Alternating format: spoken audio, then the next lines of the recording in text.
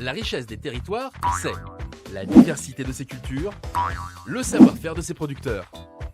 Manger varié, c'est bon pour la santé. Les fruits et légumes sont riches en vitamines, en minéraux et en fibres.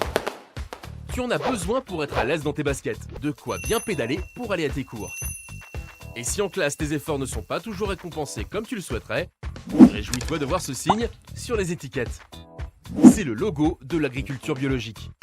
Il garantit un mode de production et de transformation respectueux de l'environnement, du bien-être animal et de la biodiversité. Sympa, non? Si tu préfères les breads au chouchou, si tu préfères le lait au yaourt, c'est ton droit. Les goûts et les couleurs, ça ne se discute pas.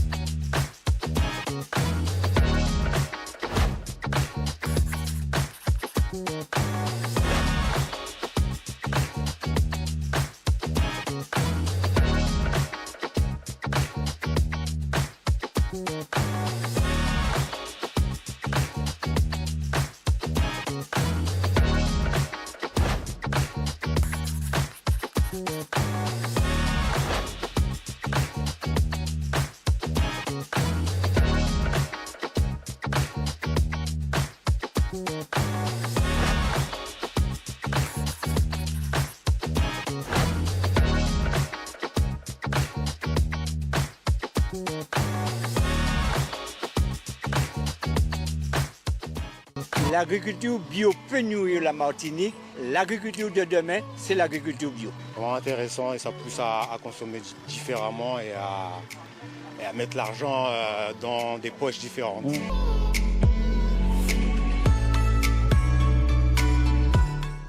C'était très intéressant puisque ça nous permet d'apprendre des choses qu'on ne connaissait pas du tout, des alternatives qu'on pourrait avoir. Il faut éduquer le Martiniquais. Éduquer le Martiniquais comment?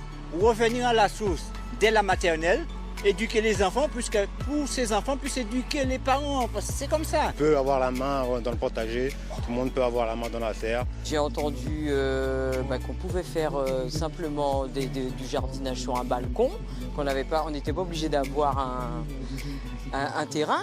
Ça pousse à faire ça chez soi, soi-même. J'ai appris des choses aujourd'hui, comme les feuilles de groseille qu'on pouvait manger en salade, par exemple. C'est quelque chose qu'on a perdu, qu'on avait déjà en temps normal et qu'on a perdu.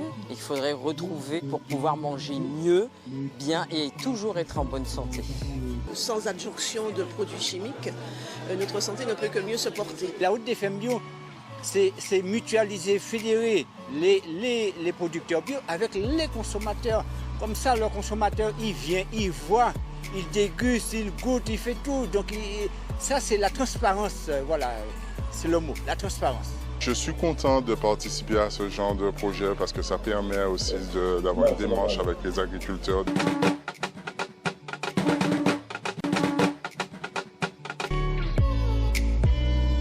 Pour ne pas intervenir tout le temps, il faut mettre des plantes adéquates, que la nature soit en harmonie, que l'un aide l'autre pour pouvoir récolter.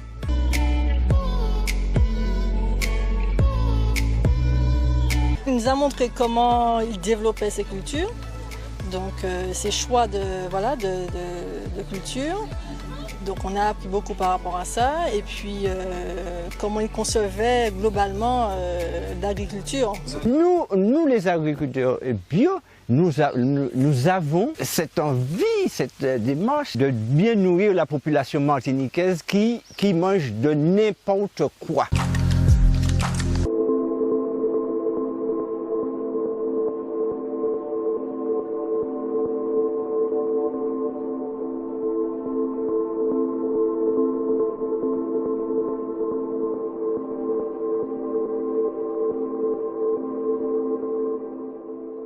Mon travail, tous les jours et dans de nombreuses actions, s'investit dans la protection de l'environnement.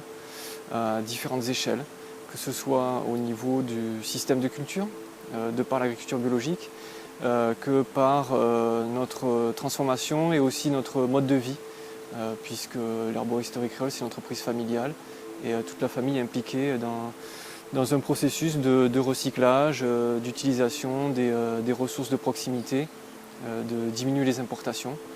Et on se sent d'autant plus responsable qu'on est juste à côté de l'eau. Donc on veille chaque jour à notre empreinte et à faire attention à respecter cet écosystème qui est fragile.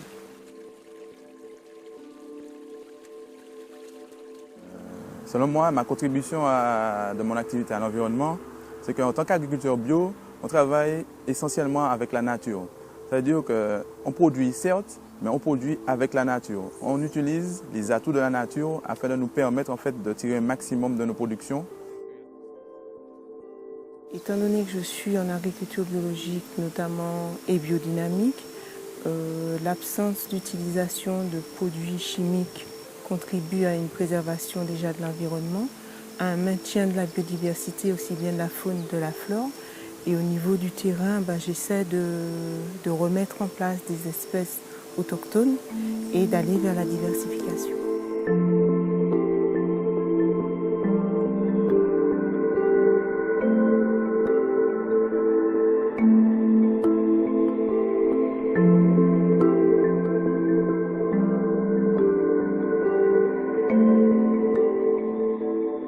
Le bio demande beaucoup moins d'investissement et vous donne beaucoup plus de rendement normalement.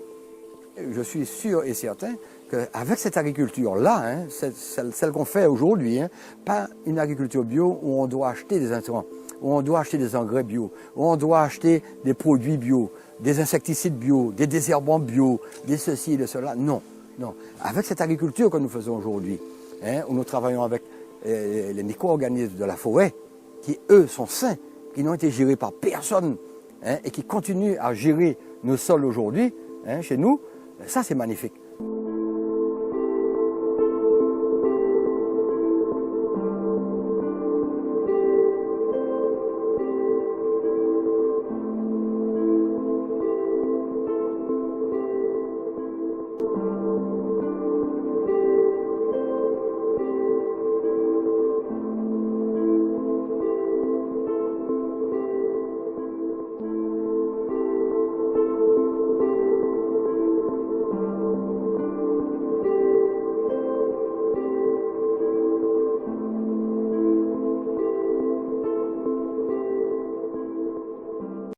Alors, nous sommes un chantier d'insertion, donc un atelier chantier d'insertion qui embauche des personnes éloignées de l'emploi. Alors qui dit éloignées de l'emploi?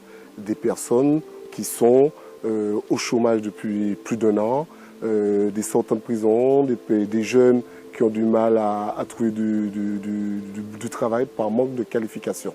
Voilà, donc notre support d'activité, c'est l'agriculture, notamment l'agriculture biologique. Les personnes que nous employons ont des soucis, certains ont des problèmes de toxicomanie.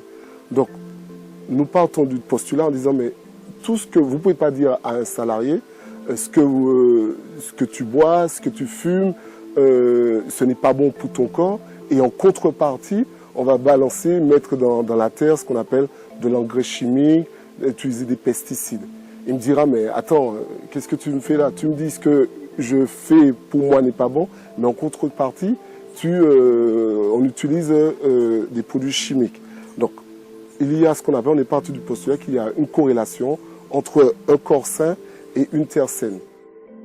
La notion agriculture biologique est beaucoup plus valorisante et ces personnes-là sont dans une démarche d'être valorisées.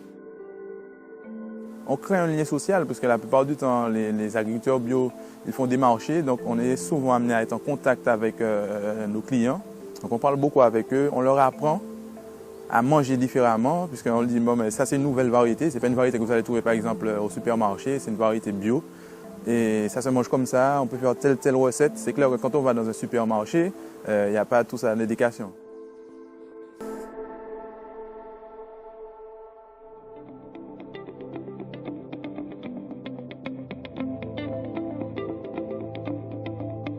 pour nous, l'agriculture biologique, c'était un cadre qui permet à tous de s'y retrouver et d'avoir l'esprit serein par rapport à la façon de travailler, l'origine des matières premières, le fait qu'il n'y ait pas de produits phytosanitaires qui soient utilisés. Mais aussi la santé, on y intervient dans notre façon de cultiver, puisqu'on est dans un écosystème proche d'une rivière. Donc en faisant l'agriculture biologique, déjà, on contribue à la santé de l'environnement et de façon indirecte aux consommateurs. Mes ouvriers ne sont pas en contact avec quoi que ce soit de dangereux. Depuis qu'ils sont dans le bio aujourd'hui, ils sont impeccables, ils ne sont pas malades, ils se sentent bien. Agriculture biologique, donc nous sommes en plein dedans. Ce sont des produits en fait qui sont plus sains, qui ont une qualité alimentaire plus importante, notamment en vitamines, en oligo-éléments, etc. Donc après, qui apportent un plus aux consommateurs. Par contre, tout dépend ensuite comment le consommateur, lui, va utiliser ce produit. Donc c'est bien de produire bio. Après, il faut aussi informer le consommateur comment manger ce produit bio. Parce qu'on peut manger des produits bio et puis qui n'ont pas, après quand le consommateur va le préparer, il va perdre toutes ses valeurs nutritionnelles.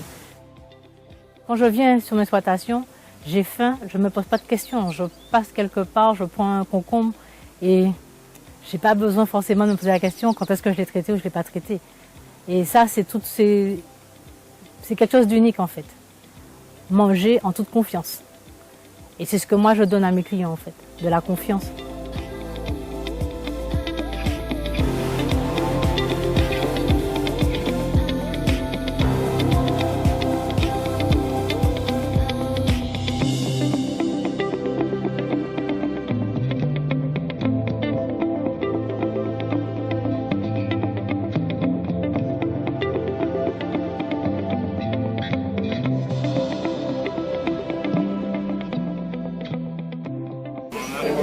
Pouvoir vivre à 100 ans, 120 ans, 150 ans, pourquoi pas. C'est un avantage, je pense, pour tout le monde, de petits jusqu'aux grandes personnes. Parce qu'une tomate, par exemple, ou une carotte, on va la manger bio, on va faire une différence tout de suite entre le goût. Ça déjà vraiment, c'est palpable, ça se sent quoi, ouais. Ça se sent. On s'est aperçu que finalement, il y avait des producteurs locaux et bio. Parce que notre souci, c'était on veut manger bio, mais c'est pas facile parce que souvent le bio vient de loin. Et voilà. Et donc là, on a trouvé notre bonheur, c'est local et bio. Mais je crois que vraiment, avant même le bio, tout ce qui a primé, c'est le circuit court. Ouais, circuit court. Si la Martinique pouvait être autosuffisante en fruits et légumes, ça serait merveilleux. Bien, nous, on milite. Ouais. Voilà. Donc tous ceux qui produisent des fruits et légumes ici, il faut les encourager. Parce que l'agriculture biologique, si on a un appui, on réussit. Aider les agriculteurs bio à maintenir et à développer leur activité, sachant que c'est vraiment quelque chose qui est bon pour toute la planète en fait.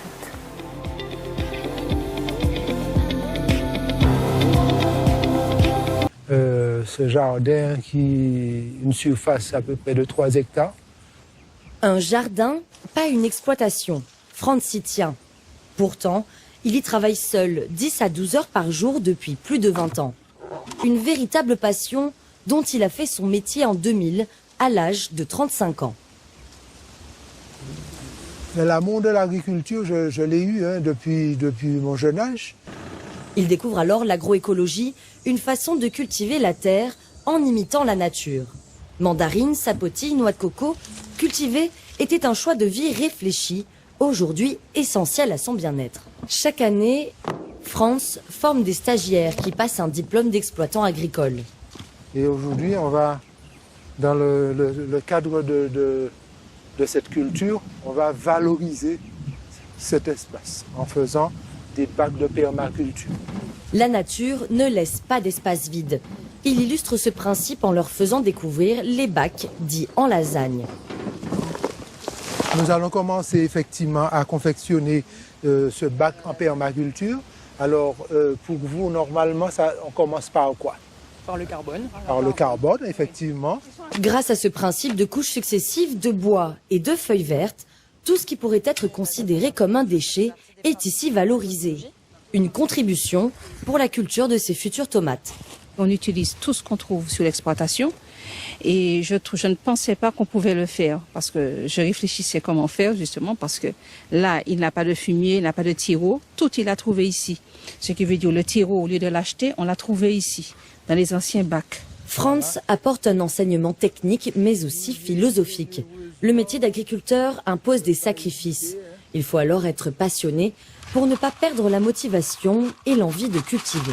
Le maître mot, c'est aimer ce que nous faisons. Ce que nous faisons, c'est de toute façon, la nature, normalement, te donne tellement de choses que ça te permet en quelque sorte d'être résilient, de devenir quelqu'un de résilient. Et la résilience, on en a besoin aujourd'hui pour pratiquer ce métier. Chez M. Fonrose, il y a quelque chose qui nous booste, qui nous embaume pour pouvoir aller plus loin et qui, c'est pas seulement nous donner une conscience de l'exercice de ce métier, c'est nous dire qu'il y a tellement d'amour à donner à travers l'agriculture. Comme il dit assez souvent, on ne cultive pas pour remplir son ventre, on cultive pour se nourrir. Un engagement que Franz veut transmettre à Pierrette et Chrislène. Toutes deux veulent faire du zéro chlordécone, zéro pesticides.